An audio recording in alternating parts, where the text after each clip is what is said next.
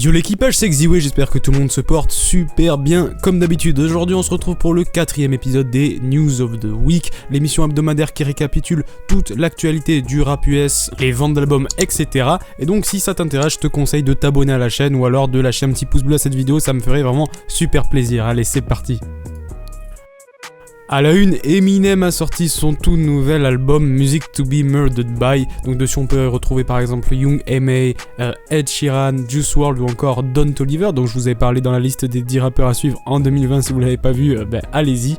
Et donc tout simplement ce projet est sorti plus de 1 an après donc Kamikaze qui lui était sorti le 31 août 2018.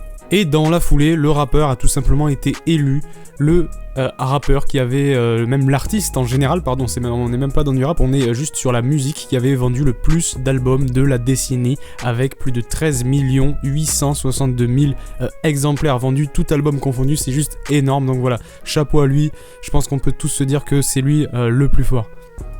Sinon, que s'est-il passé cette semaine? Quelles sont les actus qui ont fait trembler le web cette semaine?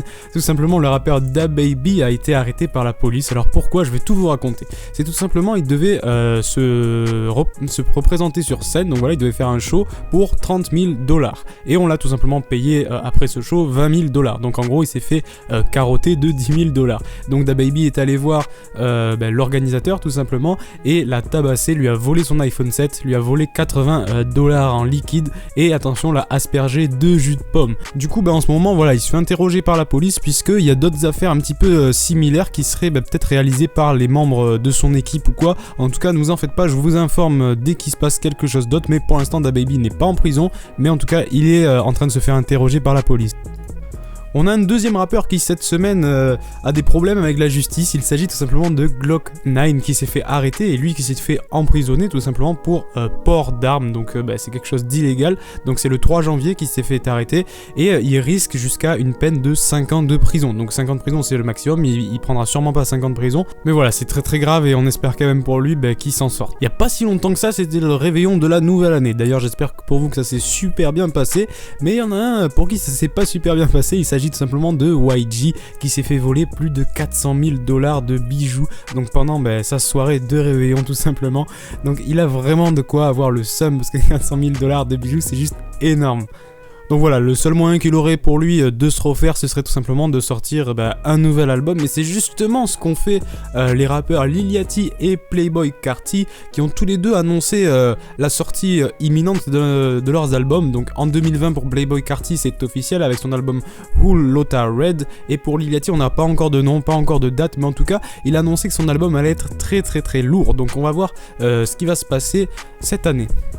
Également, on a pu voir sur la twittosphère qu'une petite collaboration, ma foi fort sympathique, a pu émerger entre le rappeur NBA Youngboy et le rappeur Offset. Là également, on va sûrement se régaler. On va régaler nos oreilles avec ce son qui a l'air juste exceptionnel.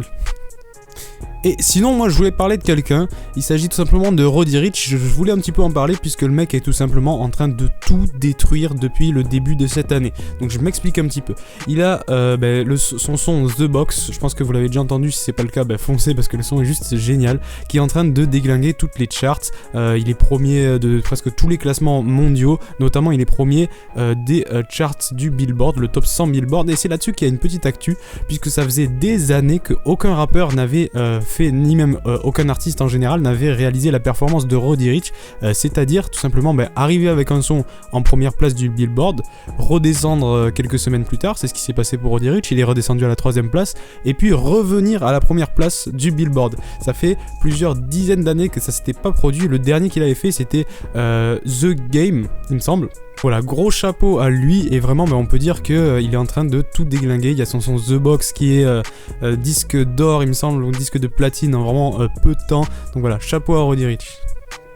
Sûrement que ce matin, vous vous réveillant, vous êtes posé une question. Dis donc, quels sont les albums qui sont sortis cette semaine? Heureusement que je suis là pour vous, puisqu'il y en a 3 projets qui sont sortis cette semaine, en plus de celui d'Eminem. On a tout simplement Stunna for Vegas, tiens donc, c'était un rappeur que j'avais mis dans la liste des 10 rappeurs à suivre en 2020. Et bien, il est là, avec son album Rich Younging. On a également le premier album posthume de Mac Miller, donc voilà, rip à lui, qui s'intitule Circles, qui est sorti cette semaine.